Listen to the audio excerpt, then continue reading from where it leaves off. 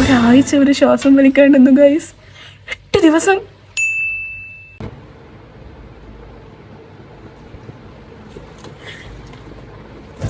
ഇവിടെ ആരുമില്ല ഗൈസ്, എല്ലാരും പോയി. 8 ദിവസത്തെ ഞാൻ ഓൾറെഡി പറഞ്ഞില്ലായിരുന്നു വീഡിയോയില്. 8 ദിവസത്തെ ഇതൊക്കെ കഴിഞ്ഞിട്ട് എല്ലാരും വെക്കേറ്റ് ചെയ്ത് പോയിട്ടുണ്ട്. ഇനിയിപ്പോ ഞാനും അമൃതയും മാത്രമാണ് ഇവിടെ. ഞാൻ ഡ്രസ്സ് മാറ്റിട്ട് വരാം. അപ്പൊ ഗൈസ് ഞാൻ ഇന്ന് ഭയങ്കര ഹാപ്പിയാ. എന്താ വെച്ചാ ഞാൻ ഓൾറെഡി പറഞ്ഞല്ലോ, എൻ്റെ റൂമിലുള്ള പിള്ളേരൊക്കെ പോയി. ഇന്നലെ നൈറ്റൊരു സംഭവം ഉണ്ടായി. ഞാൻ യാദൃശികമായിട്ട് പുറത്ത് ഇറങ്ങേണ്ടി വന്നു എനിക്ക്. ആ സമയത്ത് അവരിങ്ങനെ പറയുന്നത് കേൾക്കാം, ഞങ്ങൾക്ക് റൂമിലിരുന്നിട്ട് ശ്വാസം വലിക്കാൻ പറ്റുന്നില്ല, ആ താത്ത ഞങ്ങളുടെ അടുത്ത് സംസാരിക്കരുത് എന്ന് പറഞ്ഞു. ഞാൻ എന്തിനാ സംസാരിക്കരുതെന്ന് പറഞ്ഞെന്നറിയോ?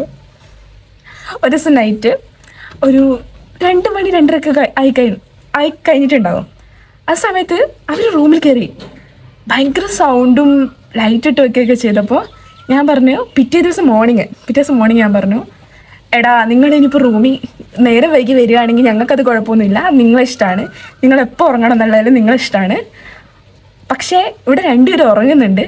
ഈ ഒരു മൈൻഡിൽ നിങ്ങളെപ്പോഴും വരുമ്പോൾ ഇച്ചിരി സൗണ്ട് കുറച്ചിട്ടും ലൈറ്റ് ഒന്ന് ജസ്റ്റ് ഒന്ന് നിങ്ങൾ കുറച്ച് അഡ്ജസ്റ്റ് ചെയ്തിട്ട് നിൽക്കണം. കാരണം എന്ന് വെച്ചാൽ ഞങ്ങൾ ഉറങ്ങുകയാണ് എന്ന് പറഞ്ഞു.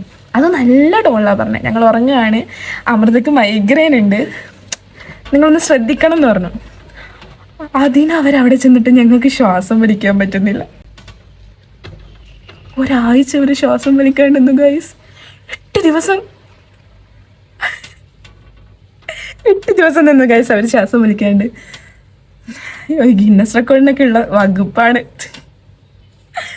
മനസ്സിലുള്ളത് പറഞ്ഞു കഴിഞ്ഞപ്പോൾ ഇപ്പൊ ഒരു സമാധാനം കിട്ടുന്നുണ്ട്. ഇനിയിപ്പോ ഗ്രീഷ്മ കുറെ ദിവസമായി പറയുന്നത് ആ റൂമിൽ നിന്ന് എന്റെ റൂമിലേക്ക് മാറണമെന്ന്. അപ്പൊ അവളൊന്ന് ഹെൽപ്പ് ചെയ്യാം. മൊത്തത്തിൽ 6 പേര് റൂമിൽ ഉണ്ടായതുകൊണ്ട് തന്നെ അവക്ക് കിടക്കാൻ ബെഡില്ലായിരുന്നു. ഇപ്പൊ അവരൊക്കെ പോയോണ്ട് അവക്ക് കിടക്കാൻ ബെഡായി. ഈ റൂമിൽ ഇപ്പൊ മൊത്തത്തിൽ എന്റെയും അമൃതേന്റെയും സാധനങ്ങളായതുകൊണ്ട് തന്നെ അവക്ക് വെക്കാൻ സ്ഥലങ്ങളൊന്നുമില്ല. അതുകൊണ്ടൊന്ന് മാറ്റി കൊടുക്കാന്ന് വിചാരിച്ചതാ. ഇതിന്റെ ഉള്ളിലേക്ക് ഇത്രയും പൊടി ഉണ്ടെന്ന് അറിയുന്ന ഇന്നാ. കുറച്ച് ദിവസം മുന്നേ കൂടി ഞാൻ ക്ലീൻ ചെയ്തതാ. പക്ഷെ എന്ത് ചെയ്യാനാ, ഭയങ്കര പൊടിയാ. ഗ്രീഷ്മ എന്തായാലും ഒരു മാസത്തേക്ക് ഉണ്ടാവും. മേലത്തെ തട്ടൊന്ന് ഒഴിവാക്കി കൊടുത്താൽ മാത്രം മതിയായിരുന്നു. എന്തായാലും അത് കഴിഞ്ഞതോടെ എനിക്ക് ക്ഷീണമായി. ഒരു ബിരിയാണി തട്ടിയിട്ട് തന്നെ കാര്യം എന്ന് വിചാരിച്ചിട്ട് ബിരിയാണി വാങ്ങി.